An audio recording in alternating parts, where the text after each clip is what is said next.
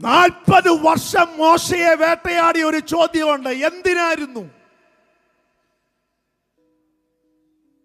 പഠിച്ചതെന്തിനാ? എന്തിനാ പരിശീലിച്ചേ? എന്തിനാ കൊട്ടാരത്തിൽ താമസിച്ചേ?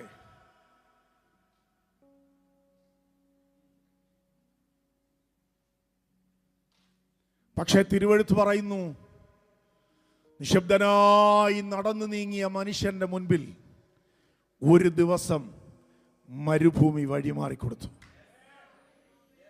മരുഭൂമി പറഞ്ഞു, മോശേ, ഇനി നീ ഹോരേബിലേക്ക് കയറിപ്പോ. ഈ മരുഭൂമിക്കപ്പുറം ഒരു ഹോരേബുണ്ട്. നീ ദീർഘ ദിവസങ്ങൾ ക്രോസ് ചെയ്യത്തില്ലെന്നും മനസ്സുകൊണ്ട് പലവരും മന്ത്രിച്ച ഈ മരുഭൂമിക്കപ്പുറത്ത് ഇടപെടലുകളുടെ ഒരു ഹോരേബുണ്ട്. നിന്റെ തിരിവ് നടക്കുന്ന ഒരു ഹോരേബുണ്ട്. നിന്റെ വിളിയുടെ മഹത്വത്തിലേക്ക് ആത്മാവിൽ നീ കയറിപ്പോകുന്ന ഒരു വിശുദ്ധമായ ഒരു മുഹൂർത്തമുണ്ട്. പക്ഷേ പരീക്ഷാ സമയത്ത് പിൻവാങ്ങല്ലേ.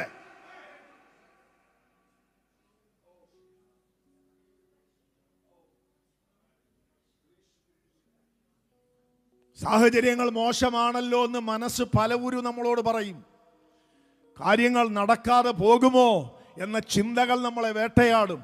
ഞാൻ വിശ്വസിച്ചതൊന്നും ഒരുപക്ഷെ നിവർത്തിയാകത്തില്ലായിരിക്കുമോ എന്നൊരു ഭയം നമ്മളെ വേട്ടയാടും. ഓടിപ്പോകല്ലേ, നിക്ക്, ദൈവം ചില കാര്യങ്ങൾ തെളിയിച്ചു തരും. ആമേൻ. നെഹമ്യാ പണ്ട് ചോദിച്ചൊരു ചോദ്യമുണ്ട്, എന്നെ പോലെ ഒരുവൻ ഓടിപ്പോകുമോ? നീ എന്തുവാ ചോദിച്ചേ? എന്നെ പോലെ ഒരുവൻ? ഒറ്റ ചോദ്യം ചോദിച്ചോണ്ട് നിന്ന് നീ തന്നെ പിന്നീട് പറഞ്ഞു, ഞങ്ങൾ കുളിക്കുമ്പോൾ പോലും ആയുധങ്ങൾ ധരിച്ചവരായിരുന്നു. മനസ്സിലായോ? ആമേൻ. യുദ്ധമുന്നണിയിൽ നിന്ന് പിൻവാങ്ങാറ് നിന്നൊരു യോദ്ധാവിനെ പോലെ ആ വിശുദ്ധ പ്രവാചകൻ നിന്നപ്പോൾ തമ്പുരാൻ പറഞ്ഞു, നിന്നെ വെച്ച് ഞാൻ പണി നടത്തും, നിന്നെ വെച്ച് ഞാൻ വിടുതൽ ചെയ്യിക്കും, നിന്നെ വെച്ച് എൻ്റെ പ്രവൃത്തി ഞാൻ പൂർത്തീകരിക്കും. ഇന്ന് പകൽ ആത്മാവ് സഭയോട് സംസാരിക്കുന്നു. പരീക്ഷാ സമയങ്ങളിലൂടെ പോകുന്ന ദൈവമക്കളെ, പിൻവാങ്ങി പോകല്ലേ, നിന്ന് പൊരുത്.